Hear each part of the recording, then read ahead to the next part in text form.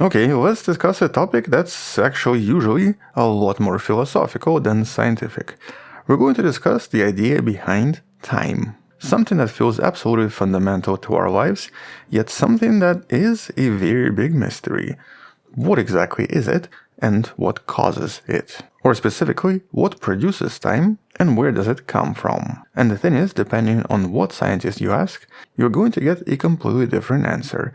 But when it comes to physics, and especially quantum physics, the answer is actually a lot more surprising. Because in the last few years, a lot of research started to point at one thing. Time might actually be an illusion and a kind of an emergent phenomenon. In other words, it's not a thing on its own, and it's not a property or a measurement, but rather a result of how parts of the universe seem to connect to one another. And so in this video, we're going to discuss some of the recent studies that as always you can find in the description, all of which essentially focus on a very similar thing.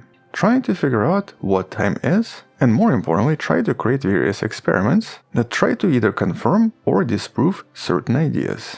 And specifically the ideas behind time being real or being illusionary. But in order to understand this mystery, let's first take a look at two of the best theories of the universe we have right now, and essentially try to understand how they see time, or how the time is explained in them. And the first one is, of course, the Albert Einstein's general relativity, the idea that even introduces the concept of space-time. But here both space and time are basically fused into a kind of a flexible, four-dimensional fabric that warps and bends under the influence of gravity and produces all sorts of time dilation effects that have been measured in a lab many times. And in this view, the past, the present, and the future seem to exist simultaneously. Or basically here you can imagine this as, taking a book, ripping all of the pages apart, and then placing all of them on the same plane, and looking at all of them at the same time. And so even though some pages will have different numbers on them, you're still seeing this as one single space-time frame.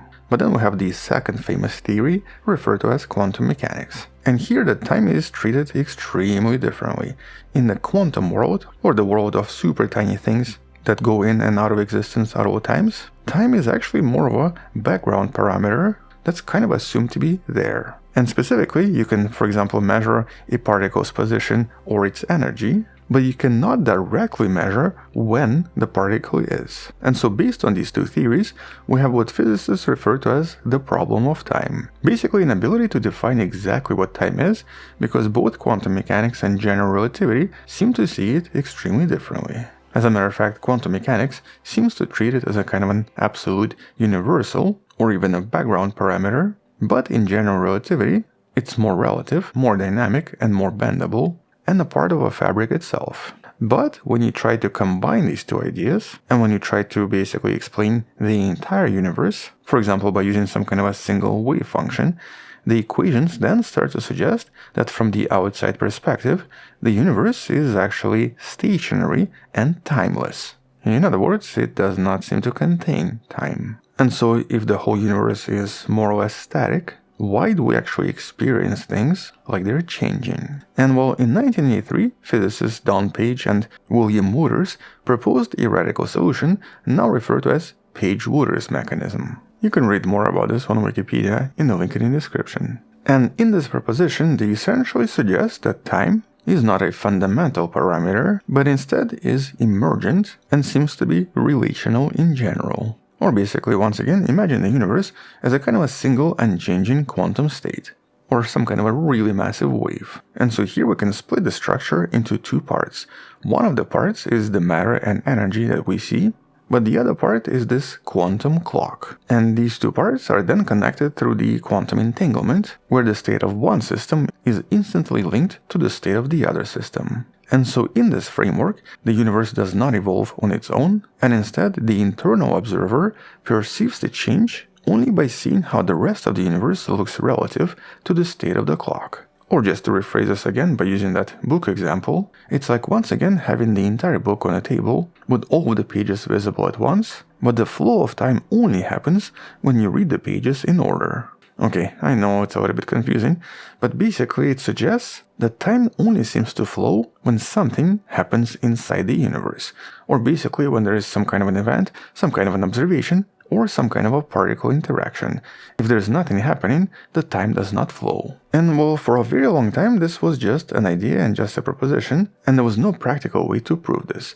But in some of the recent studies you can find in the description, and especially in 2024, researchers like Paolo Virucci built a mathematical model showing that this illusion of time actually seems to work even when we move from tiny quantum systems to much larger classical systems. And specifically, they were able to prove that they can derive all of these standard equations of motion simply by looking at this entanglement between the system and the clock. But one of the bigger problems in the original proposition was the assumption that the clock had to be perfectly non-interacting. Or basically the clock had to be a separate entity, mostly because if it wasn't, the math got complicated very fast. But recent research showed that we can actually measure the clock without breaking the theory, and might even become participants in creating this flow of time just by being inside the world and making these measurements. Or just to rephrase this, just by looking at the clock and by measuring time, we're kind of making time happen. Okay, it doesn't actually have to be an observer or someone conscious. It just means that any particle interacting with any other particle, just through the process of interaction, seems to make the time advance. And this connects to other recent ideas such as thermodynamics of timekeeping, that suggest that the clock itself or the time itself seems to be more like an engine and not just some kind of a passive measurement. Or basically that keeping time and creating time seems to require work and produces the famous entropy, the idea behind disorder and heat. And so some of these recent experiments were able to discover a kind of a fundamental trade-off. The more precise the clock is, the more entropy it seems to produce. And so, for example, if the clock ticks 60 times per minute, it seems to create more entropy compared to a clock that only ticks 3 times. And so here in the breakthrough experiment using double quantum dots, or these tiny microscopic systems containing quantum systems inside of them, researchers discovered that the energy used to read the time was up to 1 billion times larger than the energy used by the clock's internal ticking mechanisms. And so basically it required more energy and produced more entropy when the clock was read as opposed to the time just ticking itself, which suggested that the act of extracting information about time seems to be the most expensive part of timekeeping. Now, once again, this does not imply that someone conscious or someone aware has to be looking at the time. It only refers to the idea behind particle interactions, because in this case measurements can also be done by particles on a more fundamental level. And here we even had one exciting experiment that took this to a much larger scale. This has now been observed in a larger system where scientists used a nanometer thick membrane, or basically a tiny vibrating drum, to show that even in classical systems, the maximal possible accuracy of this tick seems to be proportional to the overall entropy per tick. Or let's rephrase this. This basically tells us that this arrow of time, the reason time flows forward and not backwards, might basically be some kind of a record of various events around it and various irreversible measurements, and not some kind of a fundamental property coming from the outside. And so every time a quantum state collapses into a definitive result, or every time a wave becomes a particle, it leaves a kind of an irreversible mark, and the sequence of these individual marks is what we would call time. So yeah, pretty complicated stuff. But the overlying idea of many of these experiments is that right now a lot of evidence points at time just not actually being real, or not being a fundamental phenomenon, but instead being a phenomenon that happens because quantum systems eventually collapse. But one of the best examples to study all of this, or essentially one of the ultimate experiments, would be something like a black hole. Because here black holes represent energetic isolated systems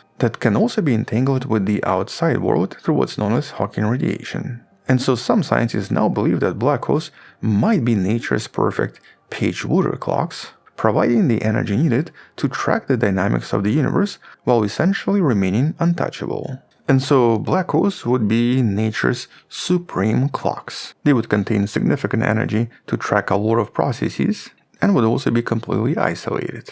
And so in a nutshell, they can provide a time reference for the rest of the universe. And if they truly function as clocks, their timekeeping should leave detectable fingerprints in the radiation they emit. Now we don't really have the ability to detect it yet because a lot of this is extremely weak, But as telescopes become better and better, one day it might become possible. And so ultimately this idea implies that timekeeping is a kind of a physical process where entropy and entanglement allow these massive isolated objects to dictate the flow of time for everything else. And right now, based on some of these initial experiments, there seems to be at least some proof.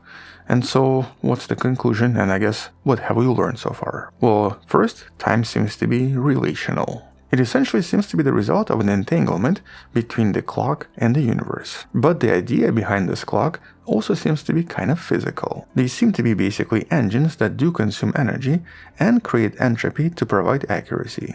But in this case, even the measurement itself seems to matter. The cost of reading the clock seems to be much higher than the cost of the clock ticking itself. And lastly, I guess, this illusion seems to be kind of persistent, because a lot of laws of physics as we know them seem to emerge as a result of these processes and seem to be the result of these quantum correlations. But it's still kind of difficult to imagine all of this and basically to think of time as a kind of a side effect of quantum entanglement. And even though the math and some of these experiments so far seem to point at this, as always this is just the beginning and there's so much more to explore and so much more to discover. Which means that we'll probably come back and discuss this more in some of the future videos, especially if there is some kind of a groundbreaking experiment that essentially tells us more about time a little bit more. But until then, I guess it's still going to remain a bit of a mystery. Thank you for watching, subscribe, come back tomorrow to learn something else, support this channel on Patreon where you can find additional videos without any ads and can DM it directly, or by joining a channel membership that grants you early access.